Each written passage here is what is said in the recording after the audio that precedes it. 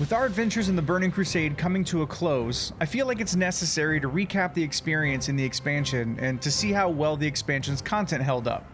Did it teach us any sort of lore? How well was the story told throughout the content? And so on. So let's start with the story.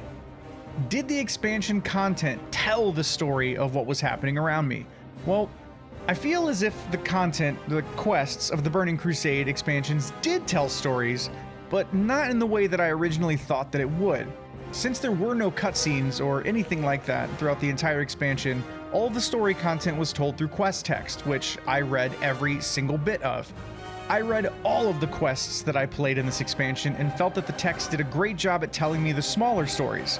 It did very well at letting me know what was going on with a specific region or a smaller side story and my role in that small part of the expansion. What I feel like the expansion lacked, however, was a telling of the overarching story of the expansion, namely Kael'thas and Illidan and their involvement. For me at least, it was sometimes hard to really picture how these smaller quests and stories were fitting into the big picture of the expansion. I just wish that these two were more of a focus in the way that the expansion story was told. Yes, they were mentioned by almost everyone that I spoke to in a way that almost made them feel mythical, like a creature or legend spoken of around a campfire. But I would have loved to see how Illidan created his army, and how and why Kael'thas joined forces with him in the first place. And yes, I know that the answer to these points obviously lies within books or outside sources of lore. A lot of the lore was literally told to me by comments of the videos. It's just disappointing that it wasn't presented to me as much in the game itself. Here's what I think that I'm missing. To counteract my own point, I think that what the issue really stems from is purely just the fact that it's 2025 and not 2007. And from here on out, these are all just assumptions I'm making because I wasn't there. Obviously, the game was completely different back then, and so was the player base. The way the content was presented and interacted with was completely different. The pacing and the presentation of the content was also completely different. Outland was basically your second home, and the amount of time you spent there allowed you to become much more engrossed in the lore of the areas. The Burning Crusade is basically Destiny pre-expansion. Yes, there is a story. Yes, the overarching reason for being there is explained. But if you want to deep dive and really understand the why of the expansion, you have to go looking for it. This is most likely what separated the casual and the hardcore player base. For some, I'm sure that Outland was just another world to quest and level in to get to do the next dungeon run or the next big raid. But for others, it was a dark place tainted by two legendary characters in WoW's lore, both involved in raising an army to fight the Burning Legion. For my purposes in this series, I personally just wish this was presented to me in a much bigger fashion. As a side note, I'm recording this as I'm editing.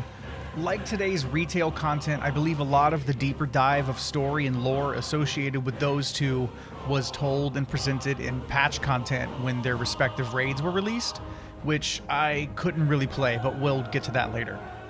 Moving forward, I think I'm going to make a better effort to recognize patch content and maybe watch patch release cinematics, if those exist, and possibly read patch notes to kind of see where I am in the expansion in regards to the release of its content. But back to the video. So, with that being said, the gameplay itself of the Burning Crusade was fun, as it was just basic World of Warcraft questing. Nothing new or novel was going on, as it was literally the first expansion of the game, and just having a new zone and new quests and loot was enough to warrant spending hundreds of hours in it.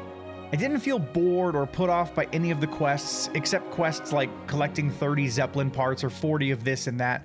Those quests in any expansion, new or old, can get tedious and my brain just starts to sign out. Overall, the gameplay was what it was, and I had no complaints. This is not a knock on the Burning Crusade content, but yet another reason to complain about the way Chromie Time works, and how retail handles all of the old expansion's dungeons and raids. Where do I even begin? Okay. The dungeons of the Burning Crusade are fine. The content is fine, as they are all just normal old dungeons by WoW standards.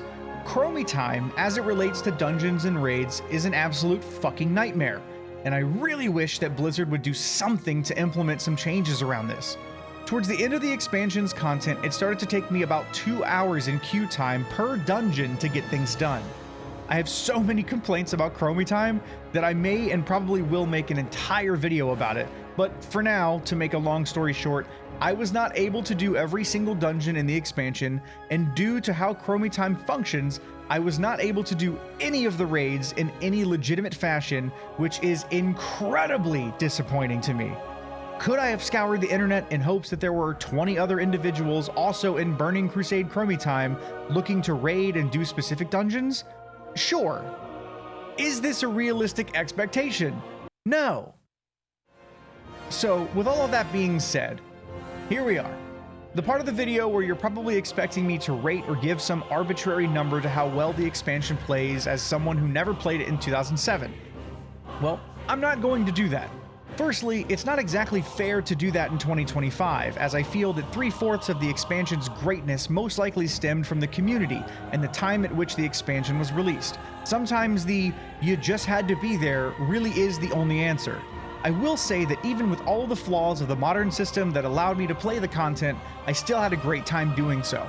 The stories, the writing, the atmosphere, and learning my class kept me engaged and having a great time for the entirety of the expansion's content, and I hope this continues on to and well beyond the next expansion.